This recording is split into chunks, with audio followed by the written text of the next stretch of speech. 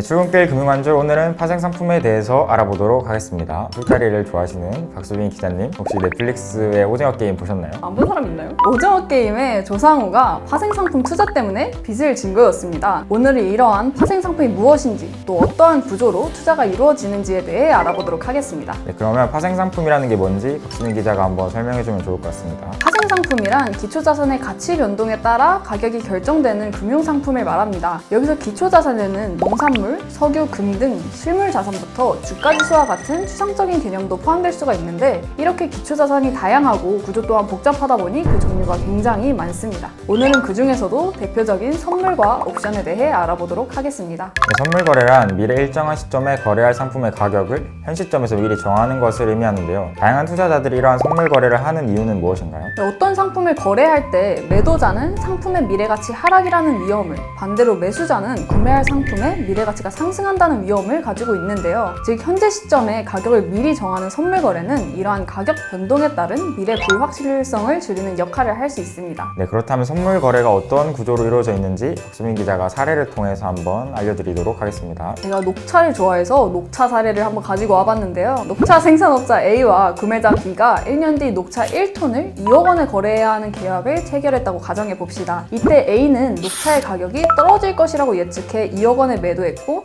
B는 녹차 가격이 오를 것으로 예상해 2억 원에 매수했습니다. 여기서 녹차 거래만 보면 A가 선물 가격이 하락한다는 전제하에 매도하는 숏 포지션을 취했다고 말할 수 있습니다. 반대로 녹차 가격이 상승할 것이라고 예상한 B는 롱 포지션을 취했다고 할 수 있겠죠. 즉 1년 뒤에 녹차 가격이 1억 원이 되었다고 가정해 봅시다. A는 시장가 1억 원의 녹차를 2억 원에 판매할 수 있기 때문에 그 차익인 1억 원만큼의 수익을 올릴 수 있습니다. 반면 B는 1억 원에 살 수 있는 것을 2억 원에 구매해야 하기 때문에 1억 원의 손해를 보게 됩니다. 반대로 만기일의 녹차 가격이 3억 원으로 증가하게 된다면 B가 시장 가격과 구매 가격의 차이인 1억 원만큼의 수익을, A는 1억 원만큼의 손해를 얻게 됩니다. 그래서 미래 불확실성을 제거하기 위해 선물 거래를 활용하는데요. 하지만 누군가 이득을 보면 그만큼 상대방은 손해를 보게 되는 구조로 인해 선물을 제로섬 게임이라고 합니다. 박수민 기자가 설명을 정말 잘해주셨는데, 제가 방금 사례에 좀 감정이입을 했는데, 제가 만기 직전에 뭔가 손해를 볼 것 같으면 그 계약을 이행하고 싶지 않을 것 같은데, 그럴 경우에는 어떡하죠? 누구나 그렇게 생각을 하겠죠. 그렇죠. 자기가 손해 볼 거라고 생각을 하면 당연히 그 계약을 파기하고 싶어지겠죠. 이러한 계약 불이행 위험을 감소시키기 위해 선물 거래에는 청산기관이 존재합니다. 청산기관, 청산소라고도 불리는데, 이러한 청산기관은 거래 상대방 역할을 대행하여 계약 이행을 보증하는데, 보증하는 방법으로 증거금 제도와 일일 정산 제도가 있습니다. 증거금이란 매도자, 매수자가 일정 시점마다 일정 수준 유지해야 하는 보증금의 개념으로 이해할 수 있는데요. 이러한 증거금에는 개시 증거금, 유지 증거금, 추가 증거금 등이 있습니다. 특히 증거금 계좌에 증거금이 유지해야 할 수준 밑으로 떨어지게 된다면 일정 금액 납입할 것을 요청받게 되는데요.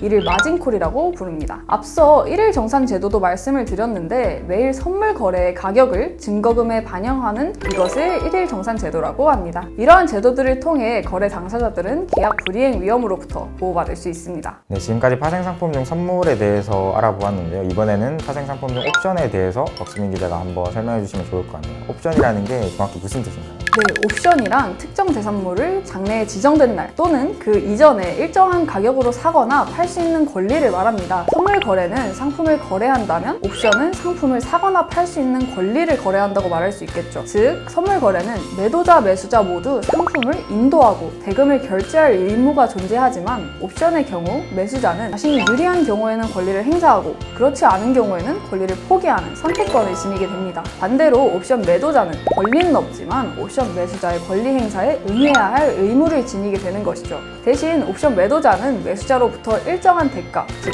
옵션 프리미엄을 수취할 수 있게 됩니다. 네, 그렇다면 옵션은 어떤 구조로 이루어져 있나요? 네, 옵션에는 콜옵션과 풋옵션이 존재합니다. 콜옵션이란 기초자산을 살 수 있는 권리, 풋옵션은 팔 수 있는 권리를 말하는데요.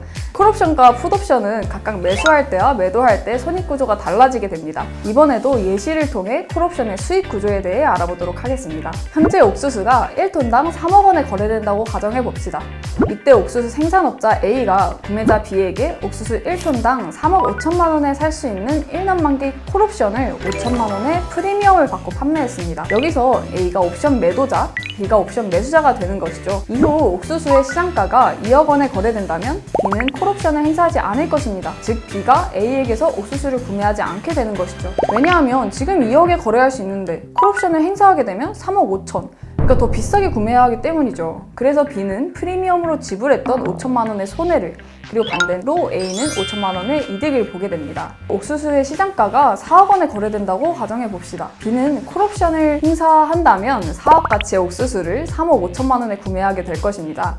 이를 통해 B는 5천만 원의 이득을, A는 손실을 얻게 되는 것처럼 보이지만 기존에 지급했던 프리미엄에 의해 실제로 A, B 모두 이득을 얻지 못하게 됩니다. 즉 옵션 구매자인 B가 이득을 얻기 위해서는 옵션 행사 때의 시장가와 옵션 행사 가격의 차이가 프리미엄인 5천만 원 이상이어야 합니다. 따라서 시장 가격이 4억 원 이상일 때 B가 이득을 볼 수 있게 되겠죠. 이러한 사례들로 알 수 있듯이 일반적으로 옵션도 선물과 마찬가지로 누군가 이득을 보게 되면 누군가는 손해를 보게 되는 구조입니다. 다만 선물 거래와 차이점으로 옵션 매수자의 손해와 옵션 매수자의 수익이 프리미엄으로 한정된다는 점이 있습니다. 파생 상품이 위험도가 상당한 만큼 굉장히 어려운 것 같네요. 그러니까요. 저도 아직 이해를 다 못했는데 사실 저는 투자를 지금 주식만 하고 있거든요. 저의 상태는 제 지금 옷과 같아요. 근데 이런 제가 파생 상품에 투자하면 저희 집은 약간 파산할 것 같은 느낌? 저는 파생 상품 투자 안 할 것 같아요. 최찬일 기자는 어떠신가요? 감당하기 쉽진 않지만 한번 해보고 싶다는 생각은 있습니다. 근데 이제 정확히 알지를 못하니까 쉽게 엄두를 내지 못했었는데, 이제 저희처럼 파생 상품 투자가 맞으시는 분들도 있을 거고 안 맞는 분들도 있을 거라고 생각을 합니다. 파생 상품에 투자하고 싶으신 분들이더라도 꼭 그 위험성에 대해서 잘 알아보시고 투자를 하신다면 좋을 것 같네요. 이렇게 파생 상품은 원금 이상의 손실을 볼 수 있습니다. 그렇기 때문에 파생 상품에 투자할 때는 신중히 투자하고 행복한 투자 생활 이뤄나가셨으면 좋겠습니다. 알고 보면 쉬운 금융, 출근길 금융안줄 최찬울, 박수빈 기자였습니다. 감사합니다.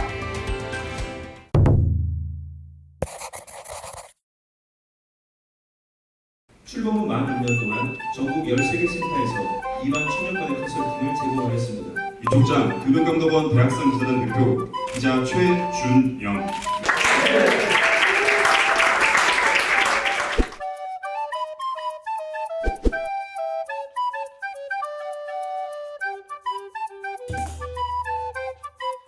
금융감독원 기자단 김은솔입니다. 박명수 기자입니다. 기자단 최준영입니다.